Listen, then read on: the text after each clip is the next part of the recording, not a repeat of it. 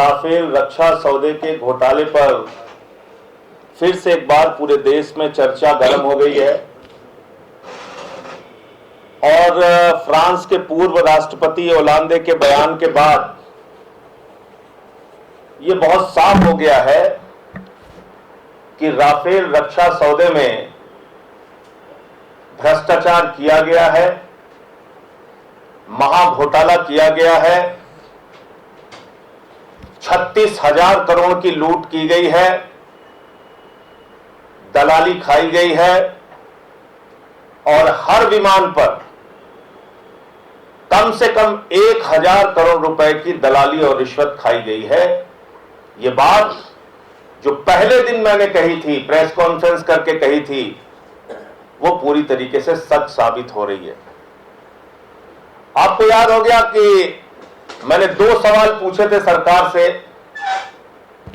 मैंने कहा था भाई जरा बताओ 540 करोड़ का लड़ाकू विमान राफेल, उसको आपने 1670 करोड़ में क्यों खरीदा? 540 करोड़ का विमान 1670 करोड़ में क्यों खरीदा? नंबर 1। और 78 साल पुरानी अनुभवशील लड़ाकू विमान का छोटे बड़े मिलाकर 51 लड़ाकू विमानों का जहाज बनाने का अनुभव रखने वाली हजारों तकनीकी इंजीनियर्स जिस संस्था में काम करते हैं, जिस संस्था के ऊपर कोई कर्जा नहीं है, जो संस्था सरकार के नवरत्नों में गिनी जाती है, उस HAL कंपनी को दरकिनार करके 12 दिन पुरानी रिलायंस डिफेंस अनिल अंबानी की कंपनी को हजारों करोड़ का ठेका क्यों दिया गया? ये 2 सवाल मैंने पूछे थे और दोनों सवाल का कोई जवाब, कोई उत्तर नहीं आया। बल्कि मुझे 14 फरवरी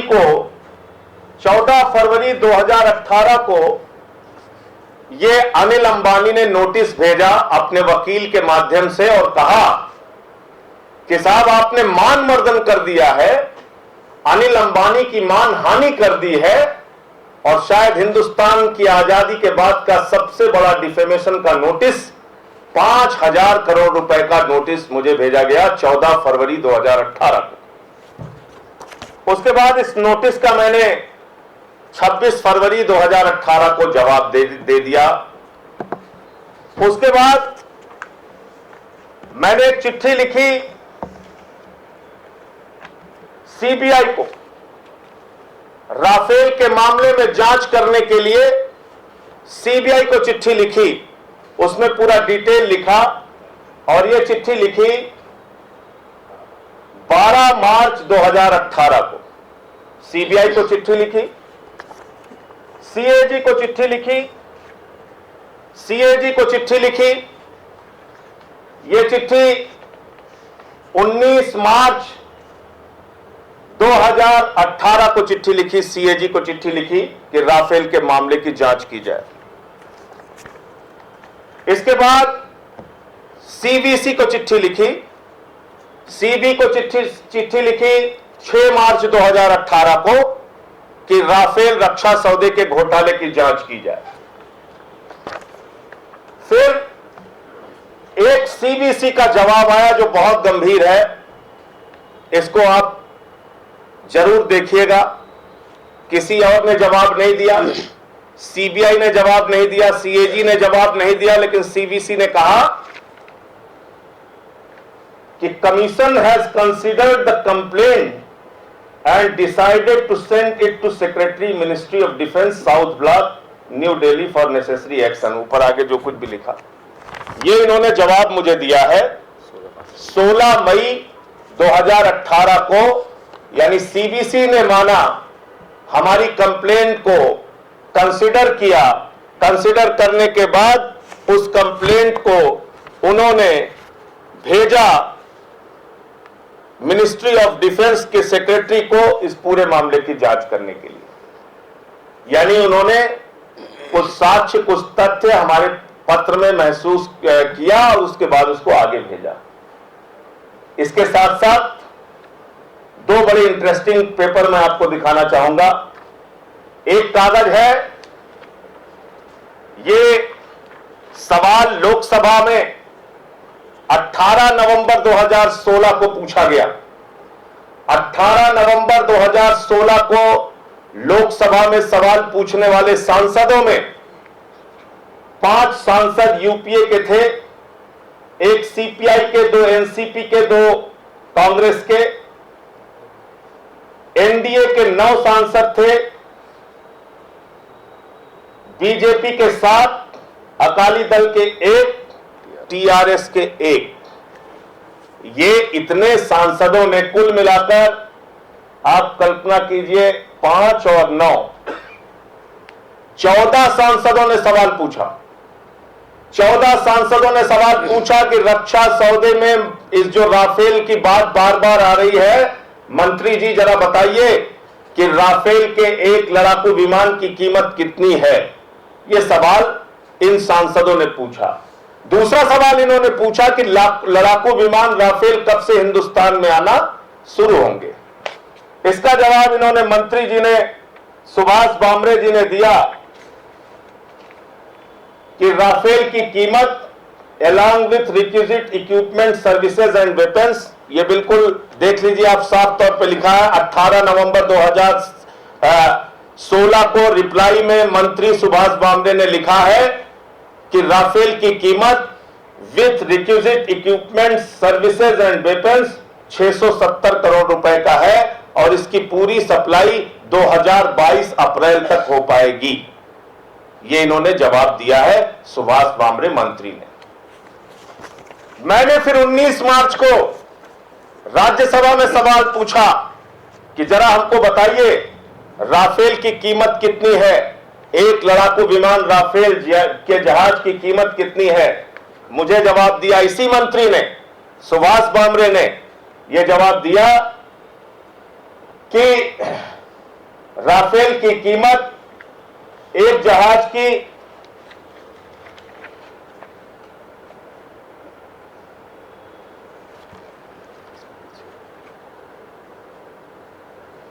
670 करोड़ रुपए की है।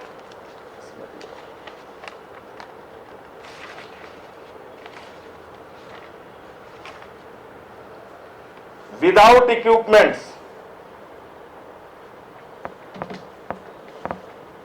हाँ ये देखिए, ये मंत्री जी ने मुझे जवाब दिया, इसी मंत्री ने जवाब दिया कि अप्रोक्सीमेटली ₹670 करोड़ और इसमें prevailing exchange rate of November 2016 without associated equipments, weapon, ये दिया हुआ है एंड सर्विसेज। आप ये कह रहे हैं लोकसभा में कि उपकरणों और सेवाओं के साथ, हथियार के साथ आप कह रहे हैं कि एक राफेल की कीमत 670 करोड़ रुपए है। ये 18 नवंबर 2016 को आप बता रहे हैं और 19 मार्च 2018 को आप मुझे राज्यसभा में रिप्लाई दे रहे हैं कि नहीं नहीं साहब, उपकरणों के बगैर 670 करोड़ रुपए के हैं। तो मंत्री सुभाष भामरे ने झूठ क्यों बोला? झूठ क्यों बोला देश के सामने? लोकसभा और राज्यसभा में अलग अलग उत्तर क्यों दिए? मुझे अलग उत्तर और बाकी 14 सांसदों को अलग उत्तर क्यों दिए? इसका मतलब दाल में काला नहीं, पूरी की पूरी दाल काली है और एनडीए सरकार का चेहरा पूरी तरीके से काला है। और इसलिए भाजपाइयों के लिए, नरेंद्र मोदी जी के लिए मैंने नारा दिया है कि चेहरे पर जो लाली है वो राफेल की दलाली है, राफेल में आपने दलाली खाई है। ये जवाब इन्होंने दिया है 19 मार्च 2018 को। उसके बाद इन्होंने सदन को गुमराह किया, इसके लिए मैंने सेक्रेटरी जनरल को भी चिट्ठी लिखी। अब इनके जो दलील है उसका कुछ मैं जवाब देना चाहूंगा। एक तो कहते हैं साहब ये सीक्रेट डील है, इसका दाम नहीं बताया जा सकता। रक्षा मंत्री जी ने और भाजपाइयों ने चिल्ला चिल्ला कर कहा कि ये दरअसल गोपनीय समझौता है, इसलिए हम इस रक्षा सौदे का जवाब नहीं दे सकते, दाम नहीं बता सकते। तो आपकी बात तो सबसे पहले ही झूठ हो जाती है।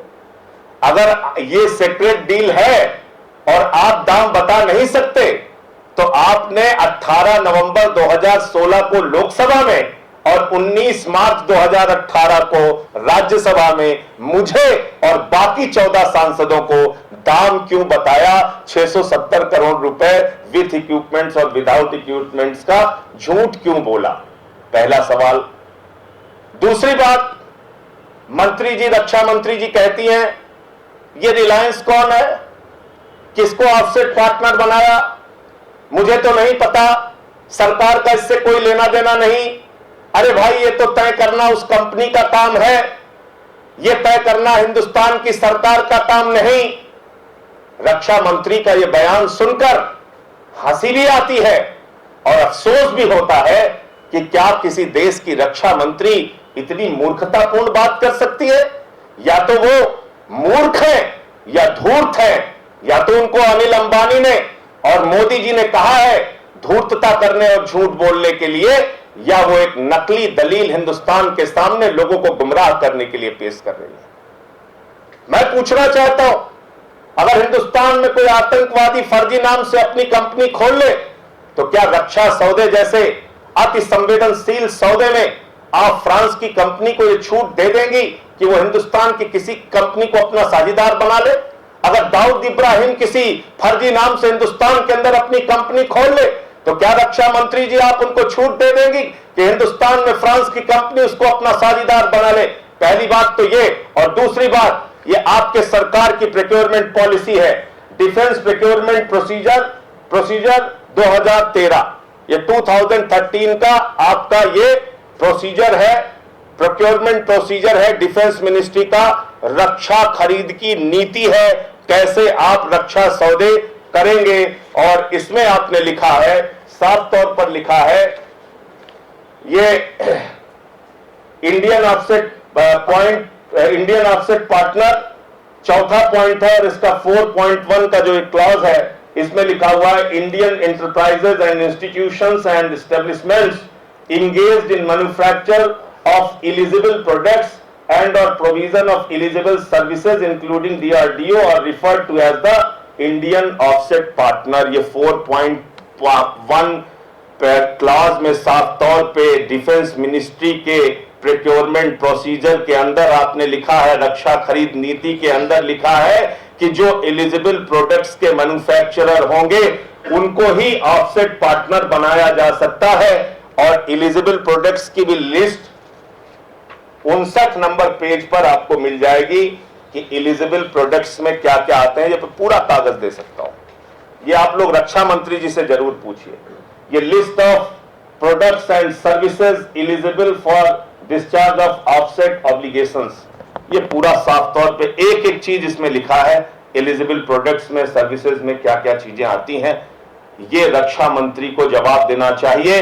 जब रक्षा खरीद में आपने एक नीति बनाई है 2013 के अंदर, इस देश की सरकार ने अगर एक नीति बनाई है तो इस नीति का उल्लंघन क्यों किया गया, मेरा सवाल यह है। इसके अलावा अभी एक डेजर्ट कंपनी का बयान आया, जब ओलांदे का बयान आया उसके बाद कहा साहब नहीं, हमने तो खुद से अंबानी की कंपनी का नाम तय किया था ओलांदे को कॉन्ट्रडिक्ट करते हुए।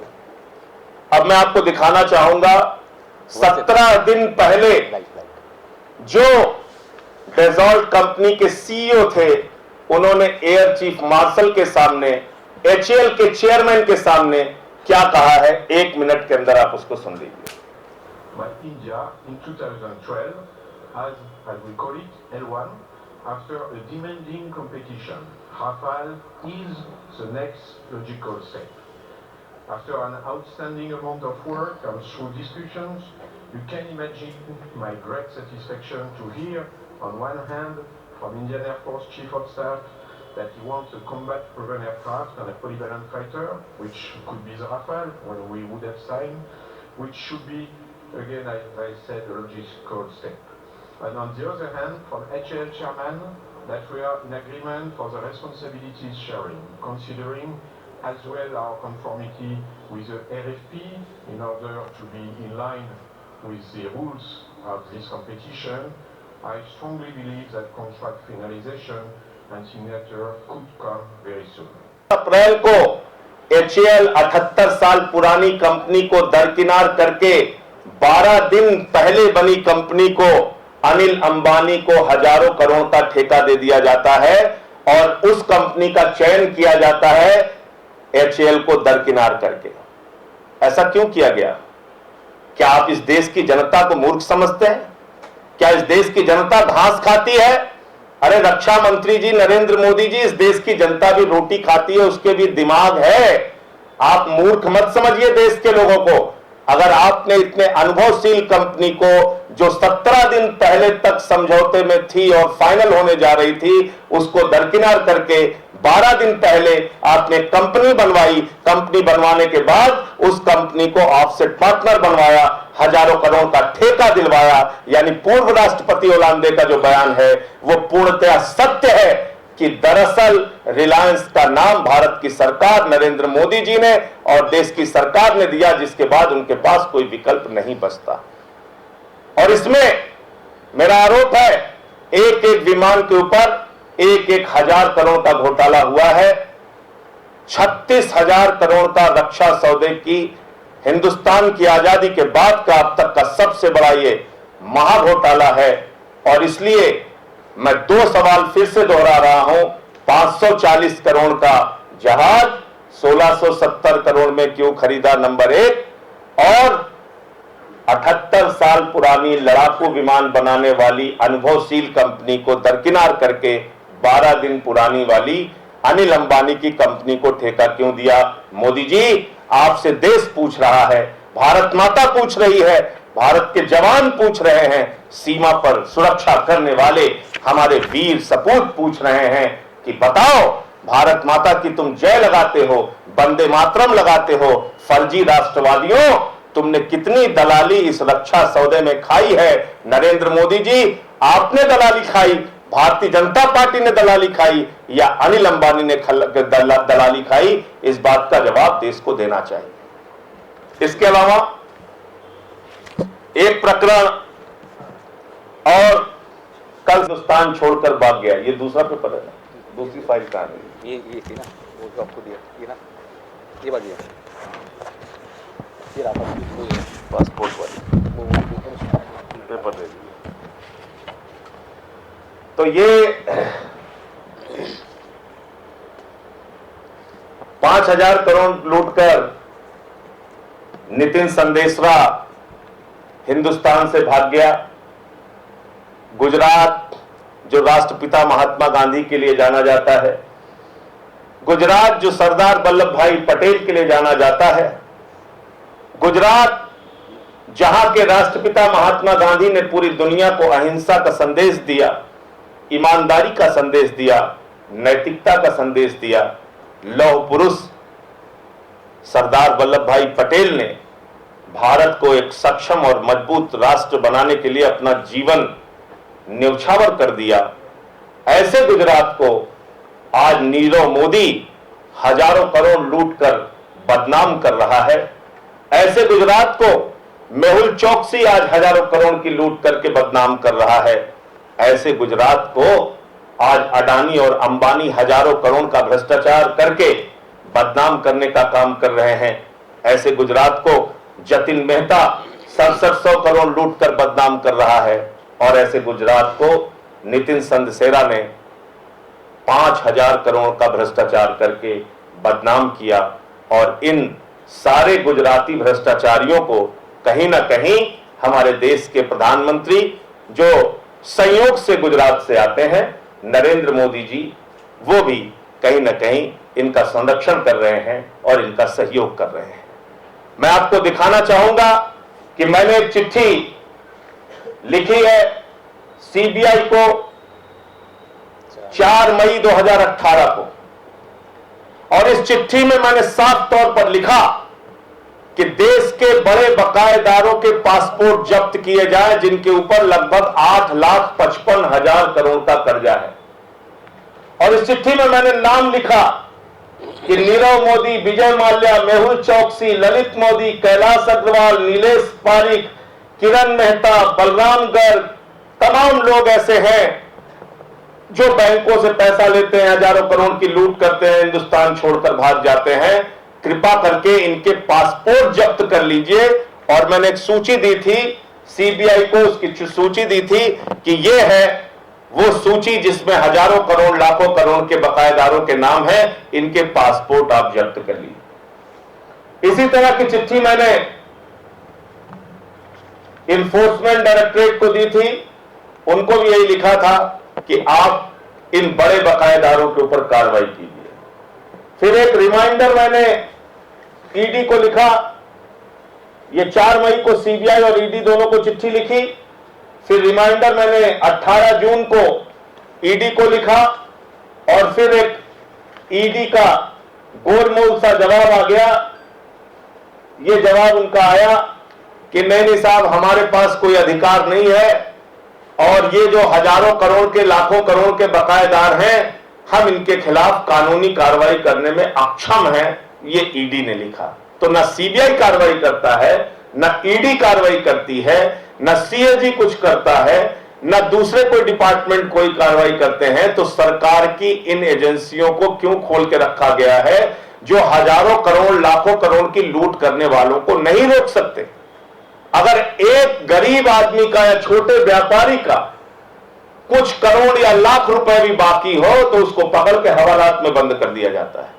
मैंने सूचीबद्ध तरीके से नाम दिया और कहा कि इन लोगों के पासपोर्ट जब्त कर लीजिए वरना ये हिंदुस्तान छोड़कर भाग जाएंगे। और देखिए आप, नितिन संदेशरा वो हिंदुस्तान छोड़कर भाग गया 5,000 करोड़ की लूट करके। ये जनता का पैसा है जो बैंकों में जमा है, ये किसी मोदी जी का पैसा नहीं है या किसी अमित शाह का पैसा नहीं है। इस देश के गरीब किसान का, मजदूर का, सरकारी कर्मचारियों का, व्यापारियों का पैसा है। और आप हजारों करोड़ की लाखों करोड़ की लूट करवा रहे हैं और कोई भी आदमी कहीं नाइजीरिया भाग जा रहा है, कहीं लंदन भाग जा रहा है, कहीं स्वीडन भाग जा रहा है, कहीं भी भाग जा रहा है और आप कुछ भी कार्रवाई नहीं कर पाते। तो मैंने ये पार्लियामेंट में भी सवाल उठाया था और उसके पहले जो एक देश के प्रतिष्ठित पत्रकार को पिछले दिनों निकाल कर बाहर किया गया, उस चैनल ने भी इस खबर को दिखाया था। मैं चाहूंगा 2 मिनट आप इसको देख लीजिए।